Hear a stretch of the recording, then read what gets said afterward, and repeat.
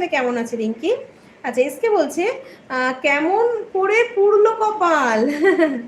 আচ্ছা, অর্পিতা বলছে বন্ধু হলো প্রাণের সখী, বন্ধু হলো রাত আকাশের তারা, বন্ধু তুই কোথায়? আচ্ছা, অর্পিতা বলছে তোমাকেও অনেক ভালোবাসা চিন্ময় দাদাকে। চিন্ময় বলছে পিঙ্কি তোর ছেলে আমার মতোই ফাঁকিবাজ হয়েছিল। হ্যাঁ হ্যাঁ, ও পড়াশোনায় ভীষণ ফাঁকিবাজ।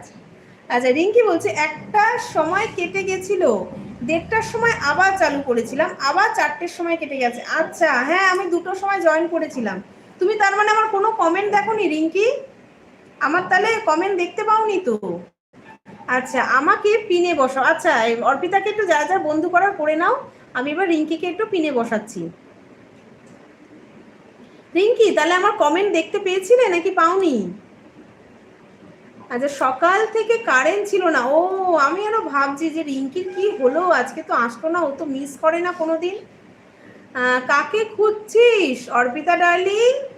হ্যাঁ, অর্পিতা কাউকে খুঁজছে। রাজীব দা বলছে যদি চিরকাল থাকতো শুধু দিন, কবু না হতো রাত, এই দিবস বুঝে যেত রাতের কাছে কত তার ঋণ। কি অসুন্দর আছে বলেই আজও হয় সুন্দরের পূজা, অন্যায় আছে বলেই এত শক্ত এই ন্যায়ের পূজা। আচ্ছা, অর্পিতা বলছে ওকে। রিঙ্কি বলছে ভালো আছো দিদি ভাই? হ্যাঁ হ্যাঁ রিঙ্কি, আমি ভালো আছি। তুমি কেমন আছো বলো, তোমার ছেলে কেমন আছো বলো। আচ্ছা, এসকে বলছে ওকে বলতে, রিঙ্কি বলছে খারাপ কিছু হলে মনে হয় পোড়া কপাল। হ্যাঁ, এটা ঠিক।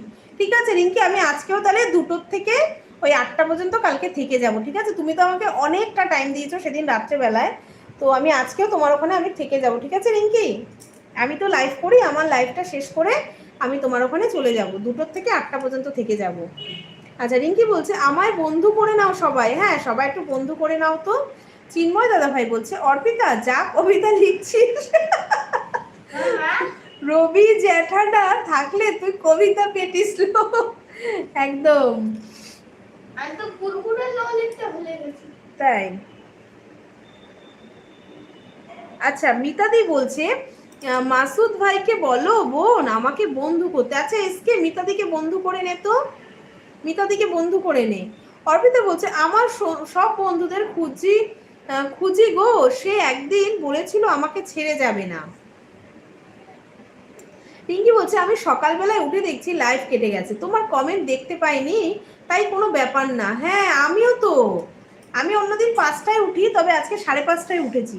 উঠে দেখছি গোল গোল ঘুরেই যাচ্ছে। আমি বললাম কি ব্যাপার হলো, আমার নেট খারাপ নাকি রিঙ্কির নেট চলছে না? ও মা, কিছুক্ষণ পরে দেখছি কেটে গেছে। তো আমি 2:05 হয়তো গেছি, সম্ভবত 2:05 দিকে আমি গেছিলাম, বুঝলে? ঠিক আছে রিঙ্কি, আমি আজকে রাতেও 2টো থেকে চলে যাব। হ্যাঁ। আচ্ছা, এসকে বলছি এই এদের কি হলো অর্পিতা, কি এদের কি হলো অর্পিতা? অর্পিতা বলছে হ্যাঁ থাকবে, যে থাকার একদম। রিঙ্কি বলছে ওয়াইফাই চলছিল না, সেই জন্যই কেটে গেছে। চিন্ময়দা বলছে অর্পিতা আমি তোর পেছনে আছিল, আবার ফুসফুস করে ছেড়ে দিস না লো। হ্যাঁ, অর্পিতার আজকে গলা খারাপ, তাই জন্য গলা দিয়ে কিছু বেরোচ্ছে না।